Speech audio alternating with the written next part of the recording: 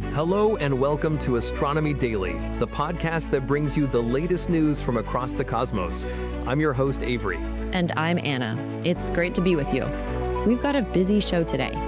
From the largest rotating structure ever observed to Mayonnaise in space. That's right. We'll also be looking at China's ambitious plans to find Earth 2.0, checking in on a commander swap at the International Space Station, and celebrating an Emmy win for NASA. So let's get started. First up, an incredible discovery that's being compared to a cosmic teacup ride. Astronomers have found a string of 14 galaxies that are all spinning in the same direction as the massive structure they belong to. And this isn't just any structure, it's a cosmic filament, a gigantic thread-like formation made of dark matter, galaxies, and gas. They're the biggest things in the universe, forming a kind of cosmic web. Exactly. This particular filament is about 50 million light years long and is rotating at a staggering velocity of 110 kilometers per second. Wow, 110 kilometers per second. And the galaxies within it are spinning along with it. That's the amazing part. Researchers looked at a section of this filament about 140 million light years away. They found these 14 galaxies, all rich in hydrogen gas, moving in a way that suggests the whole structure is rotating.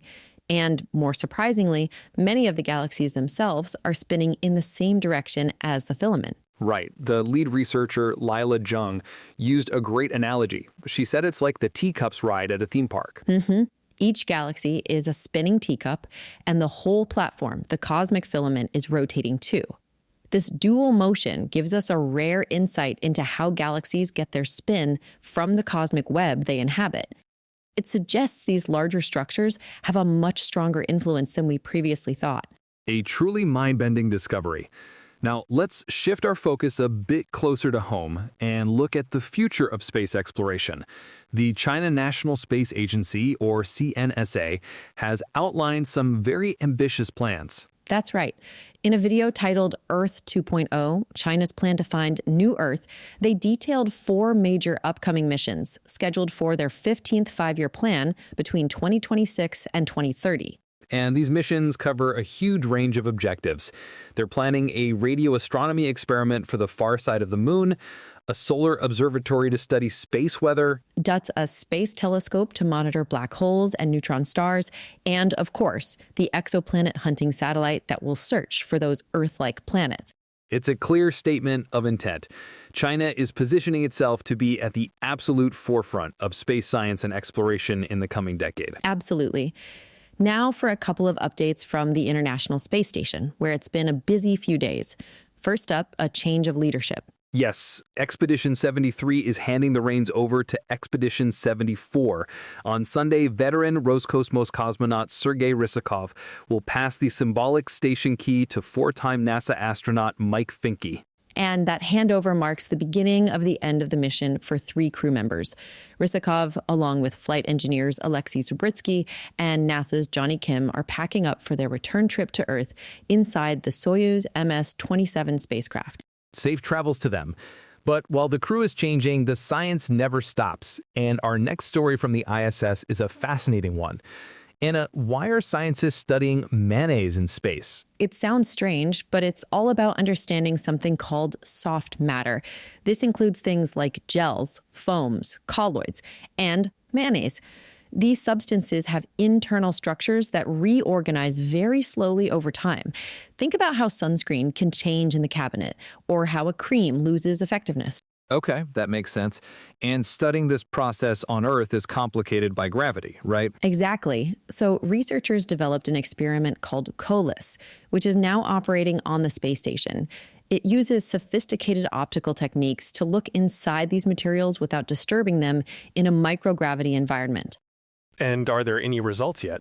There are, and they're already surprising. Early data shows that gravity affects the structure of soft matter much more dramatically than anyone expected. This could have huge implications for everything from food production to pharmaceuticals right here on Earth. Incredible what we can learn from looking at everyday items in an extraordinary place. Next, let's talk comets. NASA's Punch mission has released an incredible 40-day time-lapse of Comet Swan.